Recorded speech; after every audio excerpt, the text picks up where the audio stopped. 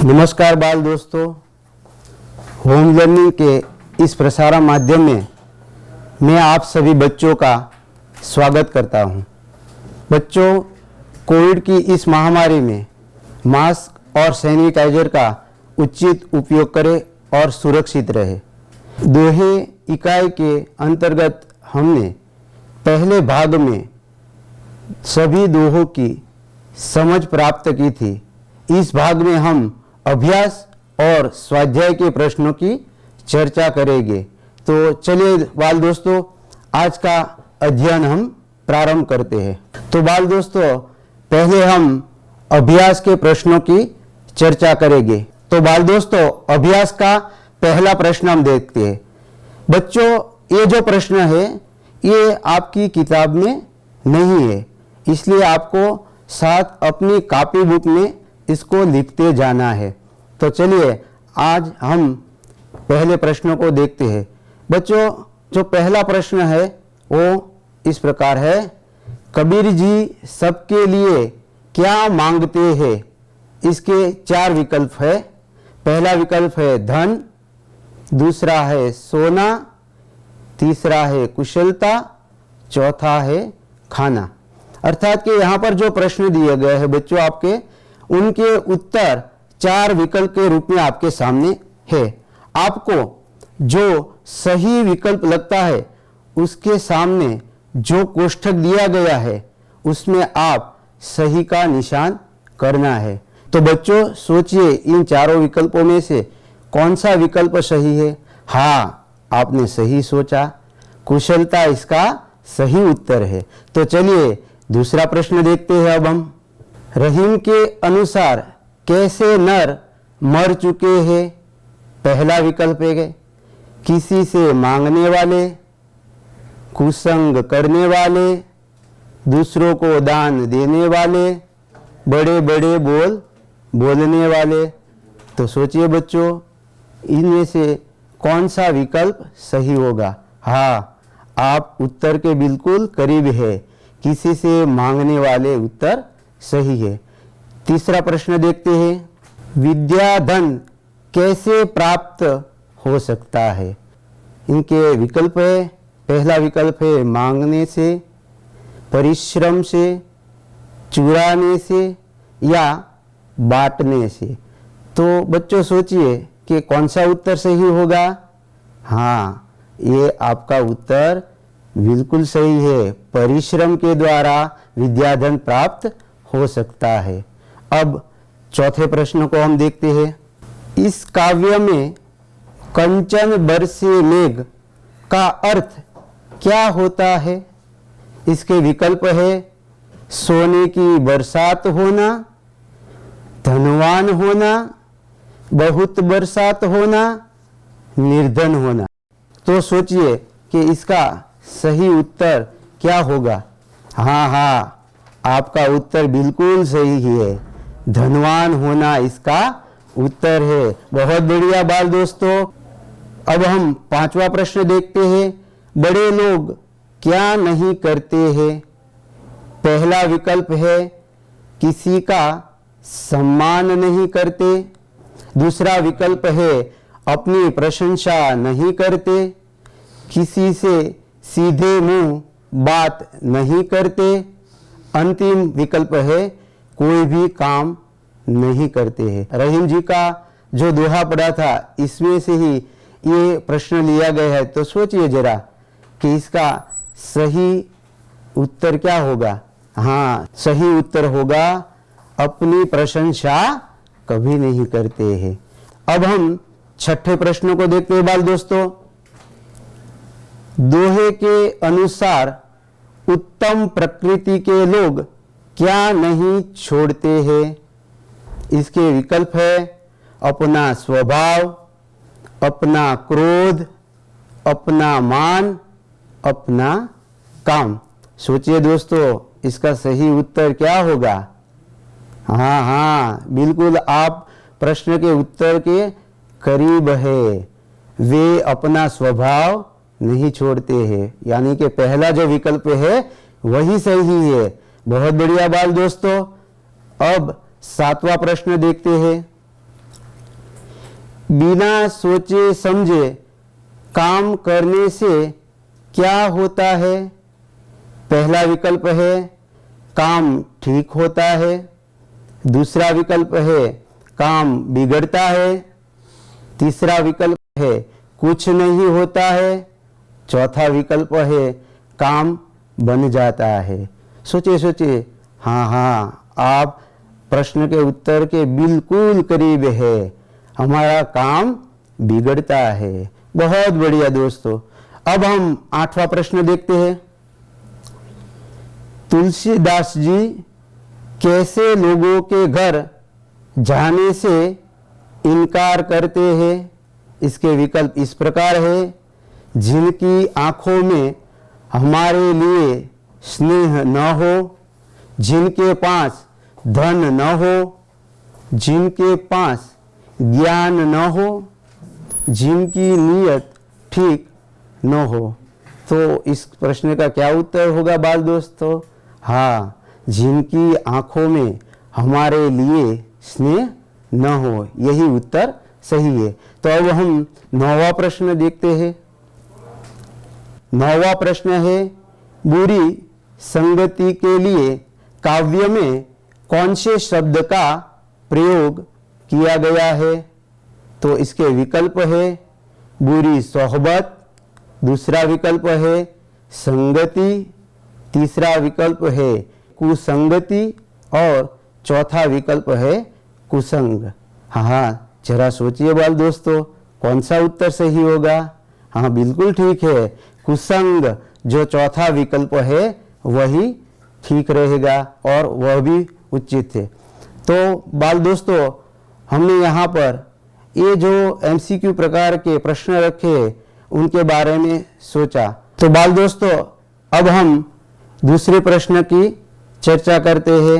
बाल दोस्तों, दूसरा जो प्रश्न है वह शब्दार्थ के रूप में हमें दिया गया है। यहाँ पर जो शब्द दिए गए हैं उनका हमें अर्थ देकर वाक्य प्रयोग करना है। तो चलो पहला शब्द देखते हैं। पहला शब्द है उद्यम। इसका अर्थ होता है परिश्रम या मेहनत। सबको परिश्रम करना चाहिए। अब हम दूसरा शब्द देखते हैं।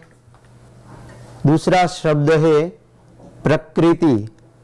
इसका अर्थ होता है स्वभाव। मोहन का स्वभाव अच्छा है। अब तीसरा शब्द देखते हैं। तीसरा शब्द है खैर। इसका अर्थ होता है कुशलता। आप कुशल रहो, ये मेरी कामना है। अगला शब्द देखते हैं।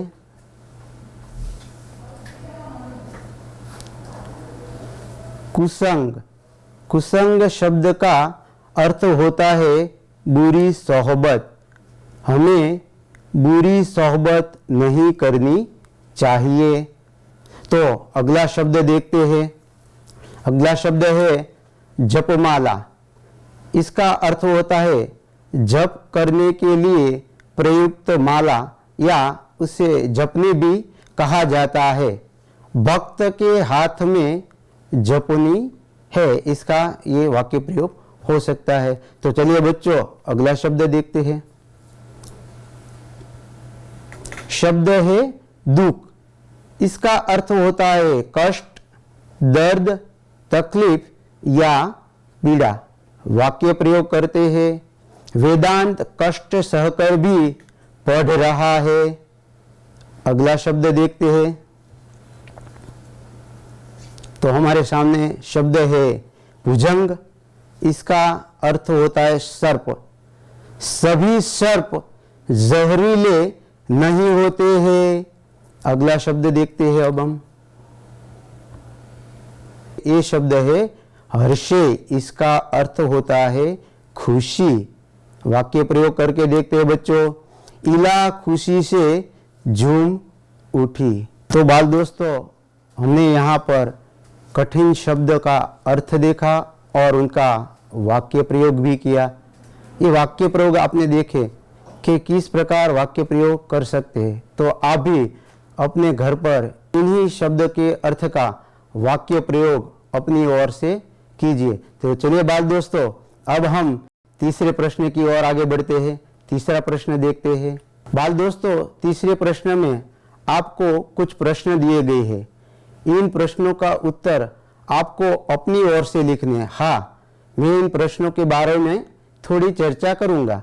इन चर्चा के आधार पर आपको प्रश्नों के उत्तर अपनी ओर से लिखने हैं। तो पहला प्रश्न है, यदि भगवान आपसे कुछ मांगने के लिए कहे तो आप क्या मांगेंगे? सोचिए बच्चों, भगवान हमसे आकर मिले और कहे कि कुछ मांगे, तो सोचिए क्या आप मांगेंगे?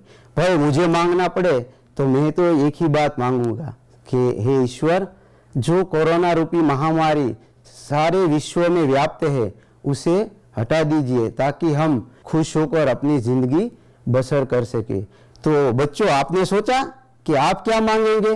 क्या आप खिलौना मांगेंगे? ओ बहुत बढ़िया। हाँ, कोई पंख भी मांग सकता है भाई, मर्जी आपकी है, आप जो चाहे मांग सकते हैं बच्चों। अब हम दूसरा प्रश्न देखते हैं बच्चों। दूसरा प्रश्न है, अच्छे व्यक्ति की संगति से आपको क्या लाभ हो सकता है? तो बच्चों, एक युक्ति बहुत प्रसिद्ध है, जैसा संग वैसा रंग। अर्थात हमारी संगति या मित्रता जैसी होती है, अर्थात हमारी संगति या मित्रता का प्रभाव हमारे जीवन पर गहरे रूप में पड़ता है। हम अच्छे लोगों की संगति करें तो हमारे अंदर जो दुर्गुण है वह तो दूर होते ही है, साथ में अच्छे संस्कार भी हमें आरोपित होते रहते हैं। यानी कि हमारा जो जीवन है वो उन्नत बनता रहता है और हमारा मन व चित्त शांत और शीतल भी होते हैं। तो आइए बच्चों, अब हम तीसरा प्रश्न देखते हैं। लोग धर्म के नाम पर कौन से आडंबर करते हैं? तो बच्चों, आज हम देखते हैं कि हमारे आसपास धर्म के नाम पर कई प्रकार के आडंबर किए जाते हैं।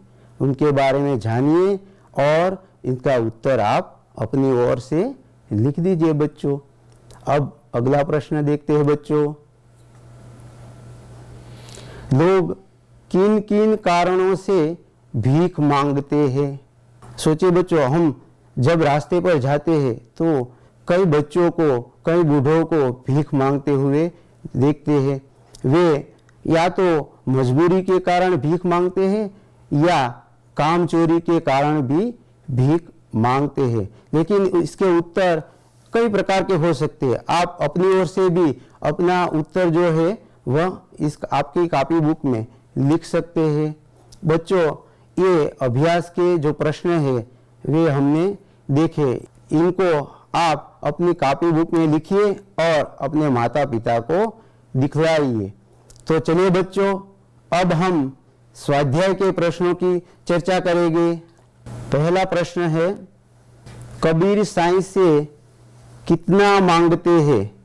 तो बच्चों, कबीरदास के दोहे जब हमने पढ़े थे उसमें पहले दोहे में ही इसके बारे में उन्होंने उत्तर, तो इसके बारे में हमें समझाया था। कबीर बहुत कुछ नहीं मांगते हैं, थोड़ा ही मांगते हैं, जिससे उनके परिवार का लालन पालन हो सके और उसके आंगन आने वाले दीन दुखी, गरीब आदि लोगों का भरण पोषण कर सके, उसके पेट की आग को बुझा सके, इतना ही धन वे मांगते हैं। तो चलिए बच्चों, अब हम दूसरा प्रश्न देखते हैं। बिना सोचे समझे काम करने से क्या होता है? कबीरदास जी ने अपने दूसरे दोहे में इसके बारे में हमें बताया है। बिना सोचे समझे हम काम करेंगे तो हमारा काम बिगड़ जाएगा और हमें पछताना भी पड़ेगा और हमें जग हाँसी का पात्र भी बनना पड़ेगा। तो चलिए बच्चों, अगला प्रश्न हम देखते हैं। चंदन और भुजंग के उदाहरण द्वारा रहीम जी क्या कहते हैं? रहीम जी ने चंदन और भुजंग का सुंदर उदाहरण दिया है कि चंदन जो होता है वे शीतल होता है और सर्प जहरीले होते हैं, और चंदन के वृक्ष पर ये जहरीले सर्प लिपटे हुए होते हैं, लेकिन उनके जहर का असर चंदन पर कभी नहीं होता है। अर्थात चंदन जो होता है अपनी शीतलता, अपनी सुगंधितता कभी नहीं छोड़ता। यही समझाने का रहीम जी ने प्रयास किया था। तो चलिए दोस्तों, अब हम अगला प्रश्न देखते हैं। रहीम बड़े लोगों की क्या विशेषता बताते हैं? रहीम जी ने अपने दोहे में हमें बताया था कि बड़े लोग जो होते हैं कभी अपनी प्रशंसा नहीं करते हैं, अर्थात अपने मुंह मियाँ मिट्ठू नहीं होते हैं। जो लोग बड़े होते हैं वे अपनी खुद की प्रशंसा अपने आप नहीं करते हैं। तो बाल दोस्तों, अब हम 5वां प्रश्न देखते हैं। तुलसीदास जी किसके घर नहीं जाना चाहते? तो तुलसीदास के 2 दोहे थे, हमने पढ़े थे।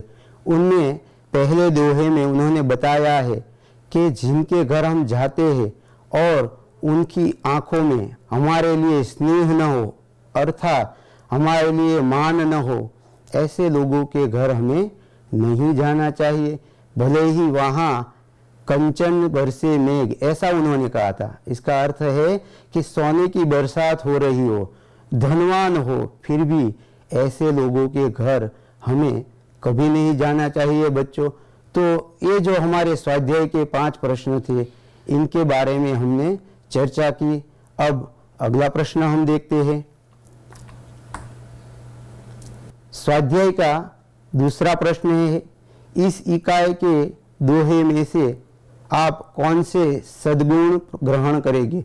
बाल दोस्तों, ये दोहे जब हमने समझे थे तब हमको कई सारे गुण इसमें ग्रहण किए गए थे, जैसे कि दान प्रियता, प्रेम, अच्छे लोगों की संगति का महत्व, परिश्रम आदि जैसे हमारे जीवन उपयोगी जो गुण है, इनको इन दोहों में प्रकट किया गया है। तो ये जो गुण है, इन गुणों में से कौन से गुण अपने अंदर ग्रहण करना चाहते हैं, इसके बारे में आपको सोचना है और इसका उत्तर आपको लिखना है। तो चलिए बाल दोस्तों, अब हम अगला प्रश्न देखते हैं।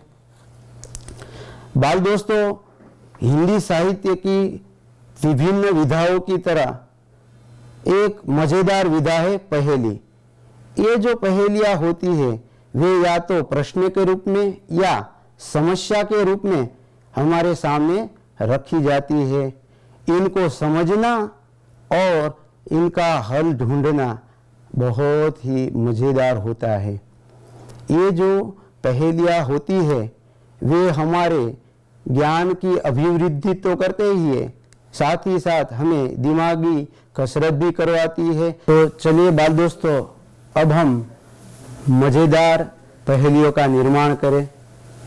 पहला शब्द है तोता।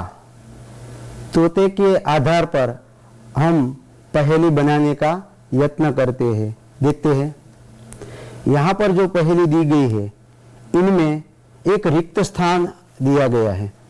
इस रिक्त स्थान में हमें उचित शब्द रखकर इस पंक्ति को पूर्ण करना है। देखते हैं, रिक्त स्थान है रंग का होता है।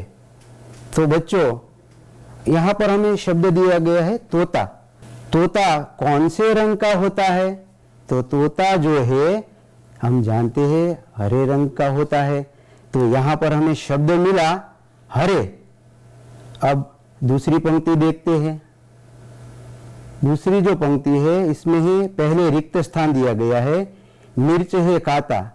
तो बच्चों हम जानते हैं जो तोता जो होता है उससे मिर्च बहुत पसंद होते हैं, लेकिन कौन से रंग का मिर्च उसे पसंद होता है? हाँ, लाल रंग का। यहाँ हमें शब्द मिला लाल। तो हमारी ये पंक्ति बनी लाल मिर्च है खाता। अगली पंक्ति देखते हैं। पहले रिक्त स्थान दिया गया है बोलता। तो बच्चों हम जानते हैं कि जो तोता होता है वह बहुत मधुर बोलता है, वह बहुत मीठा मीठा बोलता है। तो यहाँ पर हमें कौन सा शब्द मिला? हाँ, मीठा मीठा। तो हमारी पहेली बनती है हरे रंग का होता है, लाल मिर्च है खाता, मीठा मीठा है बोलता। तो बच्चों कितनी सुंदर पहेली हमारी बन गई। अब हम दूसरी पहेली का निर्माण करते हैं। यहाँ पर हमें शब्द दिया गया है पतंग। तो पतंग के आधार पर हम पहेली का निर्माण करते हैं। वाह, बहुत बढ़िया हमें पंक्ति दी गई है कि बिना, फिर रिक्त स्थान दिया गया है, ही उड़ती रहती। तो बच्चों हम जानते हैं कि सभी पंछियों को उड़ने के लिए पंख चाहिए। तो पतंग भी उड़ता रहता है लेकिन उससे पंख नहीं होते हैं। तो हमें शब्द मिला पंख। तो हमारी जो ये पंक्ति बनती है बिना पंख ही उड़ती रहती। आगे की पंक्ति का निर्माण अब हम करें। अपने, फिर बाद में रिक्त स्थान दिया गया है, नहीं उड़ पाती। तो बच्चों जो पंछी होते हैं वे तो अपने आप खुद उड़ते रहते हैं लेकिन पतंग को तो कोई पंख नहीं होता। इसीलिए यहाँ हमें शब्द मिलेगा आप और हमारी पंक्ति बनेगी अपने आप नहीं उड़ पाती। तो आगे की पंक्ति अब देखते हैं। सबके, इसके बाद रिक्त स्थान दिया गया है, को बहुत ही भांति। तो पतंग तो हम जानते हैं कि पतंग जो है सभी लोग बड़े चाव से उड़ाते रहते हैं। तो सभी के मन को ये बहुत ही भाती है। तो हमें यहाँ पर शब्द मिलेगा मन और हमारी पंक्ति बनेगी के मन को बहुत ही भाती। तो बहुत बढ़िया यहाँ पर हमारी पहेली बनी है। इसे देखे, बिना पंख ही उड़ती रहती, अपने आप नहीं उड़ पाती, सबके मन को बहुत है भाती। तो चलिए बाल दोस्तों अब हम तीसरी पहेली का निर्माण करते हैं। तीसरा शब्द है आराम। इसके आधार पर पहेली देखें। पहली पंक्ति है 3, फिर रिक्त स्थान दिया गया है का मेरा नाम। तो यहाँ पर हम देखते हैं कि आराम जो शब्द है वह आराम अर्थात 3 वर्णों से बनता है। तो हमें शब्द मिला 3 और हमारी पंक्ति पूर्ण होगी 3 वर्ण का मेरा नाम। आगे की पंक्ति देखते हैं। रिक्त स्थान दिया गया है पहले, कटे तो राम, अर्थात हमें राम शब्द प्राप्त करना हो तो हमें पहला जो वर्ण है उसे करना होगा। तो हमें शब्द मिलेगा पहला। हमारी पंक्ति होगी पहला कटे तो राम। अब तीसरी पंक्ति को देखते हैं। दूजा कटे तो फिर रिक्त स्थान दिया गया है का नाम, अर्थात दूसरा जो वर्ण है उससे हम काटे तो हमें शब्द मिलेगा आम, जो फल का एक नाम है। इसीलिए हमें शब्द मिलेगा फल। तो हमारी पंक्ति बनेगी दूजा कटे तो फल का नाम। आगे चौथी पंक्ति देखती है। रिक्त स्थान दिया गया है पहले, कटे तो औजार का नाम। तो यहाँ पर कौन सा वर्ण हम काटे तो हमें औजार का नाम मिलेगा। तो यहाँ पर जो शब्द दिया गया है इनमें आराम जो शब्द है इनमें जो अंतिम वर्ण है उससे हम काट ले तो आरा शब्द हमें मिलेगा, अर्थात कि हमें शब्द मिला तीसरा। तो तीसरा कटे तो औजार का नाम। तो बाल दोस्तों हमने यहाँ पर 3 पहेलियों का निर्माण किया है। एक और शब्द हमारी किताब में दिया गया है चिड़िया। इस पहेली का निर्माण आप अपने आप कीजिएगा। तो बाल दोस्तों इस इकाई में हमने दोहों की समझ प्राप्त की, स्वाध्याय और अभ्यास के प्रश्नों की चर्चा भी की और अंत में हमने पहेलियों का निर्माण भी किया। आज के लिए बस इतना ही, फिर मिलते हैं। धन्यवाद। बाल दोस्तों, आज का सवाल इस प्रकार है, विद्याधन कैसे प्राप्त हो सकता है? 1 मांगने से, 2 परिश्रम से, 3 चुराने से और 4 बांटने से। धन्यवाद।